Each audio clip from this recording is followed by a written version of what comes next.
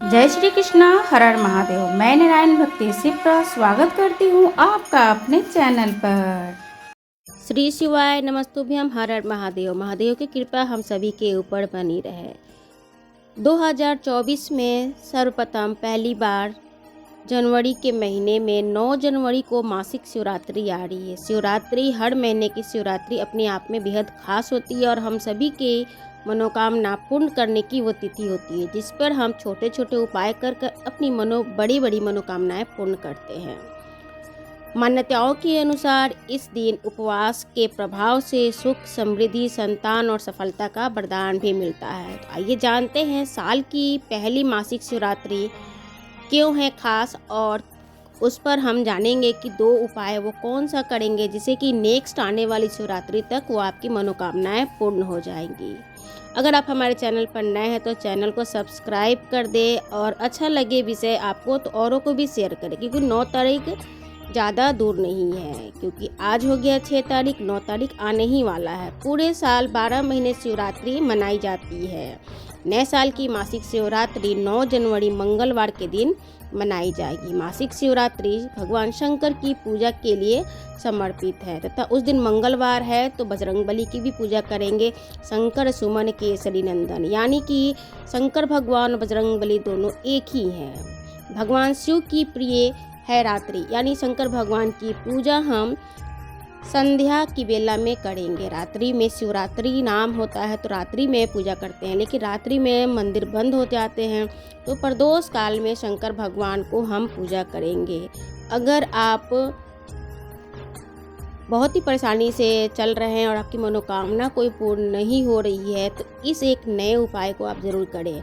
पिछले बार बताए गए बहुत सारे उपाय हम लोगों ने किया और उसका लाभ भी उठाया। इस बार महाराज जी ने अपने नए उपाय के साथ उन्होंने बताया कि 1 काली मिर्च और 7 काले तिल के दाने को अगर शिवलिंग पर हम अर्पित करते हैं और तो हमारे मनोकामना बहुत जल्दी पूर्ण हो जाती है। मान्यता है कि नेक्स्ट अगली जो शिवरात्रि आएंगी तो हमारी मनोकामना पूर्ण होती हुई नज़र आएंगी। आप कर देखिएगा और आप अपना फीडबैक और लेटर भी महाराज जी के प्रवचनों में ज़रूर भेजिएगा। धार्मिक मान्यताओं के अनुसार मासिक शिवरात्रि के उपवास के प्रभाव से सुख, समृद्धि, संतान और संतान की सफलता का वरदान तो मिलता है और बेहद शुभ भी होती हैं कुछ राशियों के लिए ये शिवरात्रि। तो दूसरा उपाय अब हम जानते हैं कि शिवरात्रि के दिन हमें सफ़ेद फूल से जो भी महादेव का श्रृंगार करता है, पूरे सफ़ेद ही फूल चाहिए। अगर हर श्रृंगार का फूल मिलता है तो उसका अपना अलग महत्व है, मगर इस कथा में मैं महाराज जी की भी क्लिप में ऐड करूंगी, आप सुनिएगा, क्योंकि उन्होंने बताया है कि सफ़ेद फूल से शिवलिंग की अगर हम सजा देते हैं, शिवलिंग का श्रृंगार कर देते हैं तो आपको निश्चित ही रूप से आपको बहुत ही जल्दी आपकी मनोकामना पूर्ण हो जाती है। तो आपको सफ़ेद फूल से शिव का श्रृंगार करना है। श्रृंगार करने के बाद अपनी मनोकामनाएं महादेव को बता देनी है और देखिएगा अगली शिवरात्रि आते आते ही आपकी मनोकामना पूर्ण हो जाएगी। उपाय नंबर 3, शिवरात्रि पर अगर आप नंदी बैल को हरा चारा खिलाते हैं तो इससे जीवन में सुख समृद्धि भी आएगी, परेशानियों का अंत होता है। शिवरात्रि पर गरीबों को भोजन कराएं, इससे आपके घर में कभी अन्न की कमी नहीं होगी तथा पितरों की आत्मा की भी शांति मिलेगी। पानी में काले तिल मिलाकर शिवलिंग पर अभिषेक करें तथा पंचाक्षर मंत्र अथवा महादेव का प्रिय मंत्र श्री शिवाय नमस्तुभ्यम, इस मंत्र का जाप करते हुए महादेव को जल अभिषेक अवश्य करें।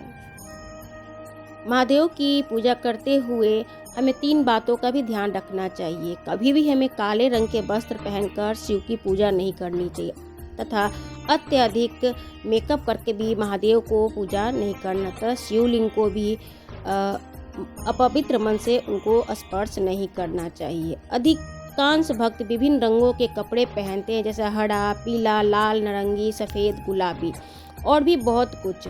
हालांकि भक्त अक्सर गहरे रंगों का विशेष कर काले से परहेज करते हैं, चूँकि भारतीय संस्कृति और त्योहारों में रंगों में समृद्धि इसलिए यहाँ पर जितने भी परंपराएं मनाए जाते हैं उन सब के पीछे उसका असर भी पड़ता है। तो हम जितने भी हिंदू हैं, जितने भी धार्मिक स्थल हैं, उन सभी स्थलों पर काले रंग के कपड़े पहनकर न जाए और उनकी पूजा न करें। इससे कि हमारा निगेटिविटी जो होता है, वो पूजा का जो फल होता है प्राप्त नहीं होता। काला रंग हम हिंदुओं के लिए दुख का रंग होता है। तो काला रंग पहनकर आप मंदिर न जाएं। कोई भी शुभ कार्य करने के लिए पीले नारंगी का भी आप इस्तेमाल कर सकते हैं।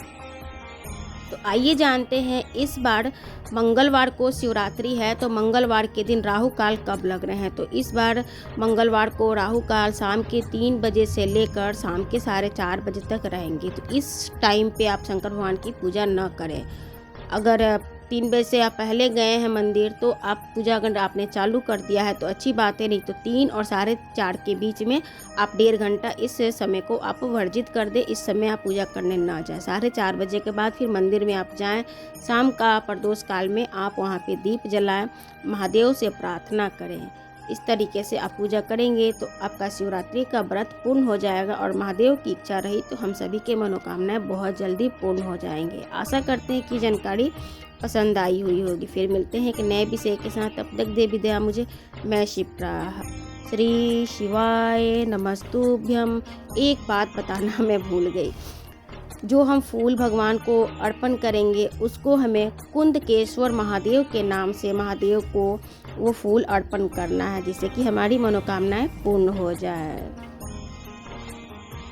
कभी आपको अगर मौका मिले जीवन में और आपके यहाँ अगर सफेद फूल ज़्यादा आ जाता हो तो 12 महीने शिवरात्रि आती है।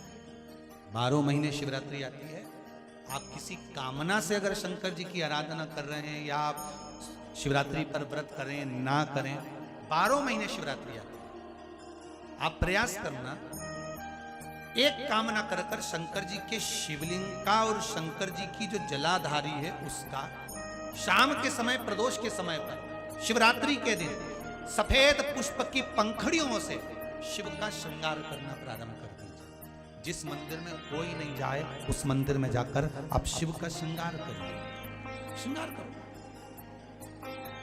आप दूसरा सोमवार आएगा, दूसरा शिवरात्रि आएगी ना, दूसरी महीने की जब शिवरात्रि आएगी तो आपको मालूम पड़ेगा कि आपने शंकर का जो पुष्प का श्रृंगार करा था, श्वेत पुष्प की पत्तियों का, सफेद फूल की पत्तियों का, कुंदकेश्वर महादेव के नाम से जो श्रृंगार करा था, उसका लाभ क्या हुआ। एक माता ने तो बड़ा सुंदर